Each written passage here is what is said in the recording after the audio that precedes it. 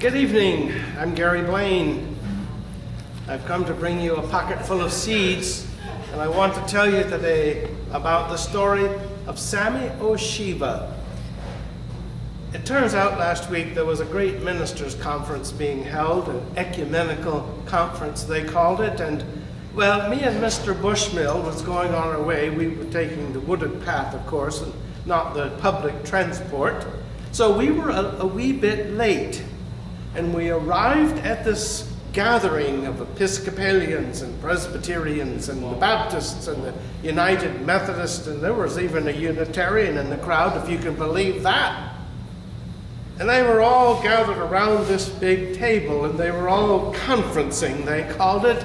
They were talking about the terrible plight of the church and the lowering attendance, and they were getting quite a tizzy. And then they got into this whole conversation about whether or not they should speak the truth freely to their congregations.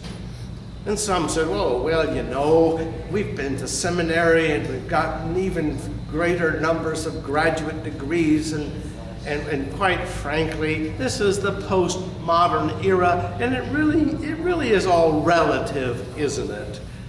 Everybody has their own truth. What could we possibly say from the pulpit?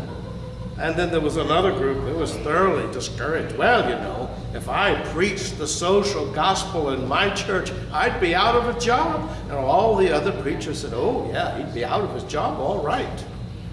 And there were some that said, you know, I really think we ought to preach this gospel of wealth. It goes over so well, especially in these economic times. And, well, you know, people want to know that God's going to bless them if they talk about having enough faith and giving enough money to the preacher, and then everybody gets rich.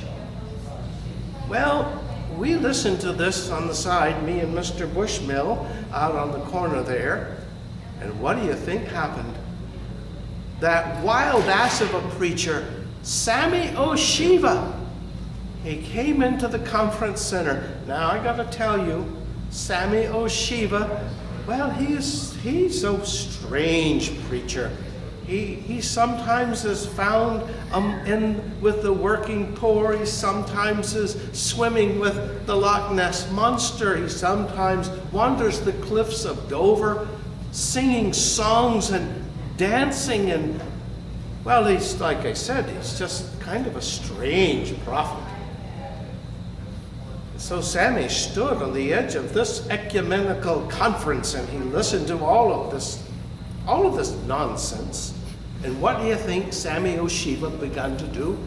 He started dancing. I'm telling you the truth. It was a very simple ba-dum, ba-dum. It's a two-step kind of thing, you know. Ba-dum, ba-dum, ba-dum. And pretty soon, Sammy O'Shiva was dancing around all those clerics, the bishops and the priests and the archbishops and the preachers.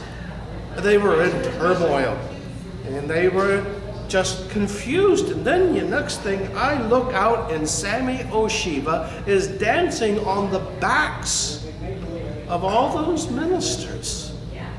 He danced, ba-dum, ba-dum, ba-dum. Fairly soon, they were gone, disappeared. Then Sammy began to dance again. Ba-dum, ba-dum, ba-dum. And you know what happened?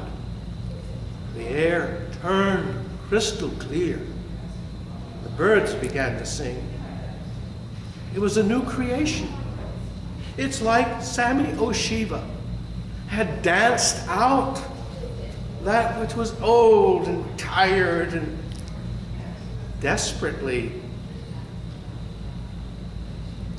bereft of any energy whatsoever. He destroyed that world, and he danced in a new one. And as he danced, the birds began to sing, flowers began to bloom. And the next thing I know, Sammy O'Shiva danced away and was gone. I hope you have a great day. Think about Sammy O'Shiva. dancing in the world of new hope and new beginnings.